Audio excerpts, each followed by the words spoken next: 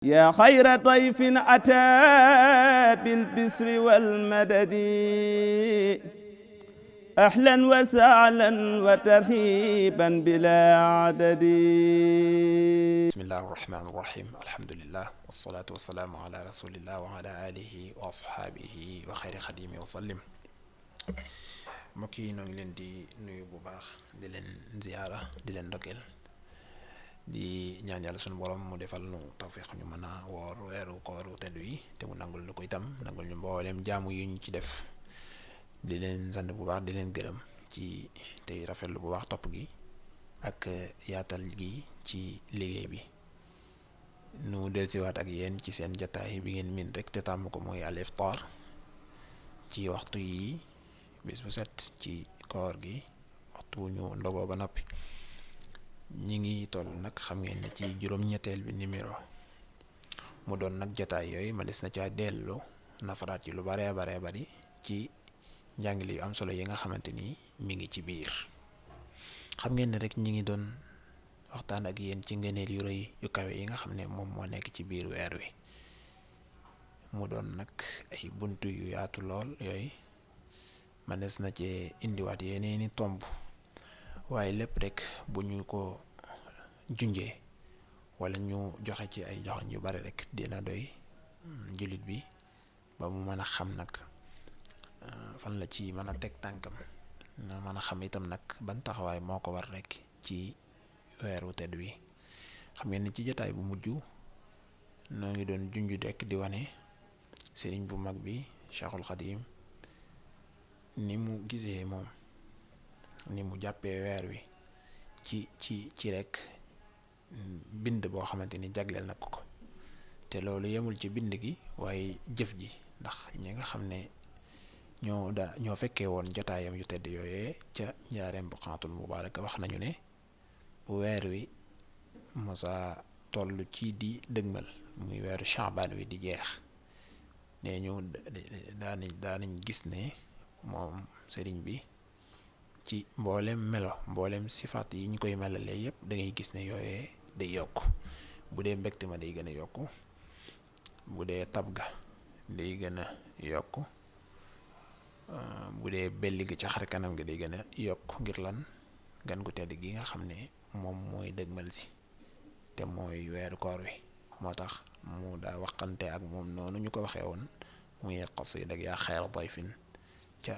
gis ngeen itam nag fa mu ko taalifee mu doon nag waxtu boo xamante ni wala période boo xamante ni moom koor gi période ngëneel la. mu mel ni kon jullit bi li ko ci sunu boroom defal muy occasion yu bari yi nga xamante ni mën na ci jaar ba li mu bëgg ci boroomam mu am ko ci anam yi gën te kawe lool te gën a rafet. ndax kat li jullit bi war a njëkk jàpp rek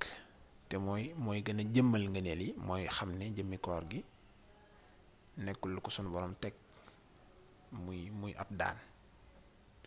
déedéet. ndax gis ngeen ba muy farataal koor gi moom sunu borom dafa wax sax ne yuridullahu bikumul yusra wala yuridu bikumul usra mooy ba muy leeral ko am ngànt xëy na daa tawat bu la mu nekk ci tukki wala yu mel noonu su boobaa moom am na ngàntal bañ a woor ndax yàlla li mu bëgg mooy lu jàppandi ci yéen lu yomb ci yéen waaye bëggul ak jafe-jafe. moo tax nag jullit bi moom na jàpp ne weeru koor wi bu mu jàpp ne daan la bu ko sunu borom teg lu mel ni punition la wala déedéet. fekk na sunu borom kay da ko defal tawfeexu mu doon bunt boo xamante ni moom bunt bi yéeg la ci yéeg bu gaaw a gaaw ngir am ngërëmal sunu borom li nga xam ne moom la ñëpp di sàkku ngir itam nag mën a tuufu ci tawfeex yi nga xam ne moom la sunu borom di séddale waaye ak itam mboolem yi nga xam ne ay xeeti ngëneel la ak i barke ak i daraja yu kawe. moo tax sunu borom soññinu ci biir alquran bi muy farataal koor gi wax ne kat taxawaay bi ñu ci war a amee mooy fexe ba ñun kenn ku nekk ci nun mu fóot boppam bu weeru koor wi passé mu xam ne kat dolliku na ci wàllu jikko yi waaye itam mu gis ne am na ci ay xeeti jikko yi nga xam ne yooye dañ na ci moom, su boobaa mën na toog càmbal boppam xam ne kat dëgg-dëgg ay la yéwén weeru koor yi kat jural na ko njariñ, su ko defee mu daal di fóotaat boppam daal di takkuwaat ngir yeneen koor yi di ñëwaat mu doon tawfeex ci moom. kon loolu it lu ma tawaay xel la. noo ngi yemandi foofu kon di leen jox dig daje suba ak jàmm ci même waxtu wi, même heure beeg même fréquence bi ni ngeen ko miinee rek incha allahu taala ci seen jotaay Al Iftar. wassalaamu aleykum wa rahmatullahi taala wa barakaatu.